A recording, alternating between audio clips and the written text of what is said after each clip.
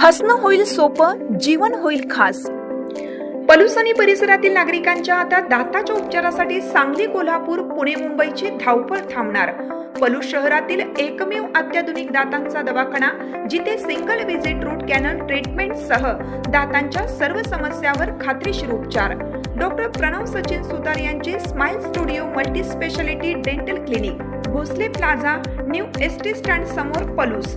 अपॉइंटमेंटसाठी संपर्क 72 72 82 72 27 आणि 87 93 75 16 25।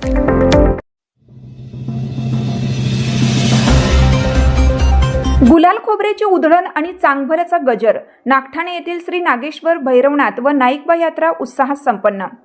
चांगभलच्या अखंड जयघोषात आणि गुलाल खोबरेच्या उधळणीने पलूस तालुक्यातील नागठाणे नगरी अक्षरशः नाहून निघाली।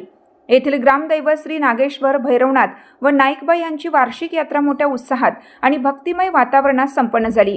गुढीपाडव्याच्या शुभमुहूर्तावर नागेश्वर मंदिरात नवीन वर्षाचे पंचांग वाचन करून या सोहळ्याला प्रारंभ झाला होता। यात्रेनिमित्त आयोजित विविध धार्मिक कार्यक्रमांना नागठाणे परिसरातील हजारो भाविकांनी अलोट गर्दी केली होती।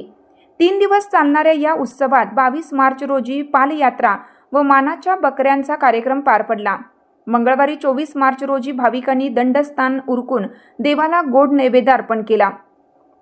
यात्रेचा मुख्य सोहळा म्हणजे रात्री मृग नक्षत्रावर पार पडलेल्या श्री भैरवनाथ देव व देवी जोगेश्वरी यांचा शाही विवाह सोहळा।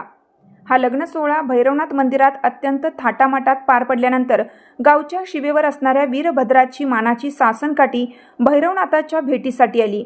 यावेळी सासनकाठीचे मानकरी व भाविकांनी वीरभद्राची भेट घेऊन पुन्हा भैरवनाथ मंदिरात प्रस्थान केले। त्यानंतर पालखी नागेश्वर मंदिराकडे दर्शनासाठी गेली आणि देवीची भेट घेऊन पुन्हा मूळ स्थानी परतली। आज बुधवारी पहाटे गणगवळण व वगनाट्यांच्या सादरीकरणानंतर देवाला घोट्यांचा नैवेद्य दाखवण्यात आला। सकाळी गुलाल खोबरेची उधळण करत आणि पारंपरिक वाद्यांच्या गजरात भैरवनाथाच्या लग्नाची वरात व मानाच्या सासनकाठ्या नागेश्वर मंदिराकडे प्रस्थान झाल्या। यावेळी स्टेट बँकेसमोर श्री नाईकबा, श्री भैरवनाथ यांच्या पालख्यांची भेट झाली। हा नयनरम्य सोहळा पाहण्यासाठी महिलांनी व भाविकांनी दुतर्फा मोठी गर्दी केली होती। दुपारी दोन्ही पालख्या एकत्रपणे नागेश्वर मंदिरात पोहोचल्या आणि आरतीने यात्रेची सांगता झाली। संपूर्ण नागठाणे परिसर या भक्ती सोहळ्याने दुमदुमून गेला होता।